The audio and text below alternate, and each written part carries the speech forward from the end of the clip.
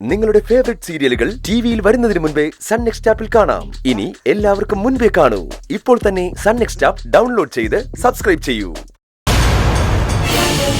ഞാൻ എന്തെങ്കിലും ഒരു വഴി കണ്ടുപിടിക്കുമെന്നുള്ള പ്രതീക്ഷയിലായിരുന്നു പാറു. അവളെ വിശ്വസിച്ച അവളുടെ വീട്ടുകാർ നിൽക്കുന്നത്. വീട്ടിൽ നിന്ന് കോള് വന്ന അവൾ അപ്പൊ തന്നെ എന്നെ വിളിക്കും. പൈസ അറേഞ്ച് ചെയ്യാൻ കഴിയുമല്ലോ എന്ന് ചോദിച്ചുകൊണ്ട്, ഒന്നുകൊണ്ടും പേടിക്കണ്ടെന്ന് പറഞ്ഞുകൊണ്ട് ഞാൻ അവൾക്ക് ധൈര്യം നൽകുകയും ചെയ്തു. ഞാൻ അവളെ പറഞ്ഞു പറ്റിച്ചതുപോലെ ആയില്ലേ? നീ ശ്രമിച്ചതല്ലേ? സ്വന്തം വീടിന്റെ ആധാരം പണയം വെച്ച് ആരെങ്കിലും മറ്റുള്ളവരെ സഹായിക്കോ? നീ അതിന് പോലും തയ്യാറായില്ലേ? അവസാന നിമിഷം അത് പാളിപ്പോയത് നിന്റെ കുറ്റമല്ലല്ലോ.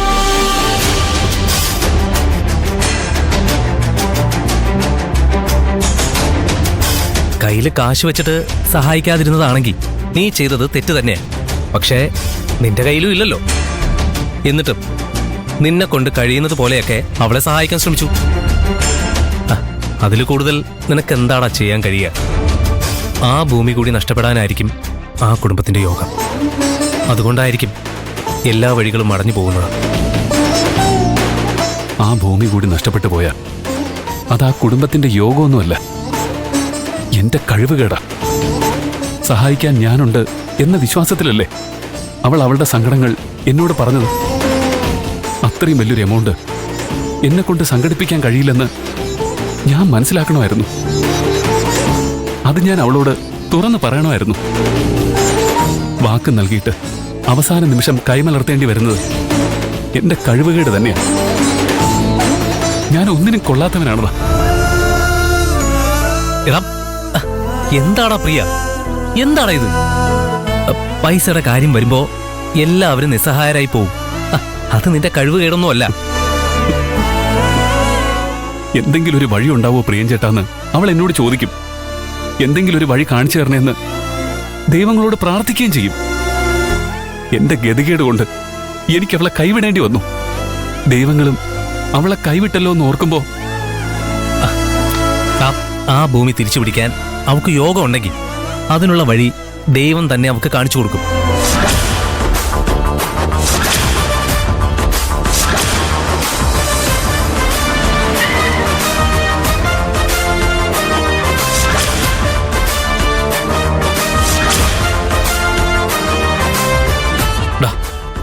കൈലാഷ് സാർ വരുന്നു, നീ കണ്ണുടക്കി.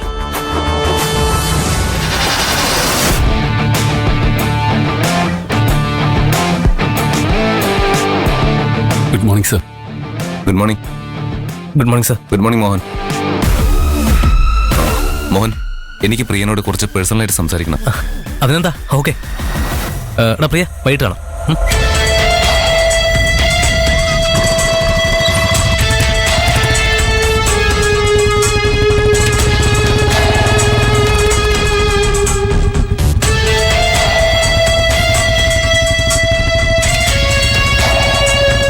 പ്രിയൻ, എന്താ പ്രശ്നം? പ്രശ്നം? ഒരു പ്രശ്നമില്ല സർ. ഞാനും മോഹനും ഞങ്ങളുടെ ഒരു ഫ്രണ്ടിനെ കുറിച്ച് സംസാരിച്ചുകൊണ്ട് നിൽക്കുകയായിരുന്നു. പ്രിയനെയും പാർവതിയും ബാങ്ക് മാനേജർ സെക്യൂരിറ്റിയെ കൊണ്ട് പിടിച്ച് പുറത്താക്കിച്ചില്ലേ? അതിനെക്കുറിച്ച് ഞാൻ ചോദിച്ചത്. എനിക്കെല്ലാം അറിയാം പ്രിയൻ.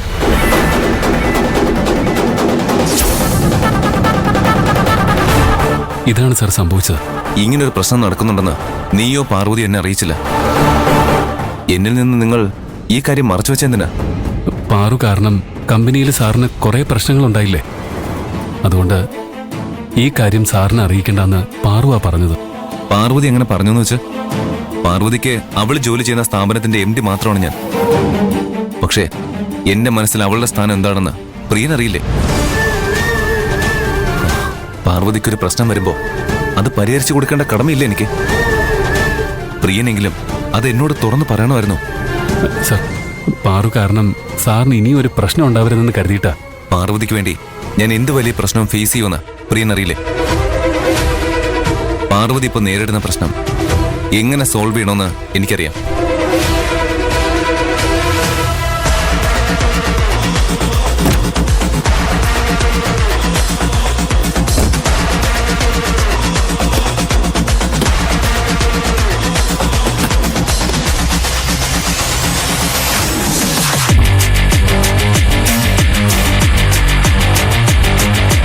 ഇത് 10 ലക്ഷം രൂപയുണ്ട്.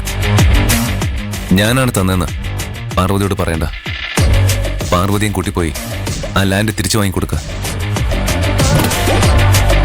സർ, ഇത് സാറ് തന്നെ പാറുവിന് കൊണ്ടു കൊടുക്കുന്നതല്ലേ നല്ലത്? കൊടുക്കാം. ഈ അവസ്ഥയില് പാർവതി അത് സ്വീകരിക്കുകയും ചെയ്യും. പക്ഷെ പ്രിയൻ, വൈകാതെ തന്നെ ഞാൻ എന്റെ പ്രണയം അവളോട് തുറന്നു പറയും. അത് പറയുമ്പോ പണം കൊടുത്ത് ഞാൻ പാർവതിയെ വിലയ്ക്ക് വാങ്ങണമെന്നുള്ള തോന്നല് അവൾക്കുണ്ടായല്ലോ.